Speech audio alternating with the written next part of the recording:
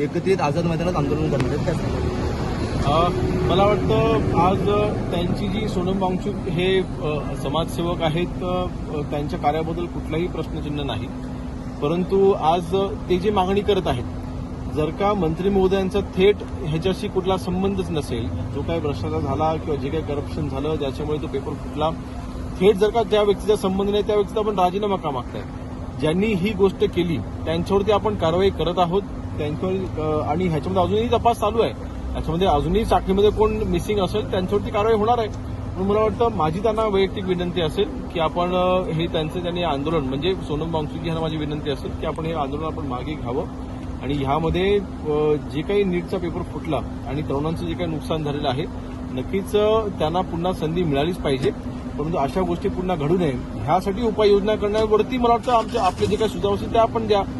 त्याच्याबद्दल आपल्या काय आयडियाज असेल त्या आपण पुढे आणल्या पाहिजेत. ह्याचं राजकारण करणं म्हणजे तुम्ही राजकीय पोळी भाजण्याचा प्रयत्न करता.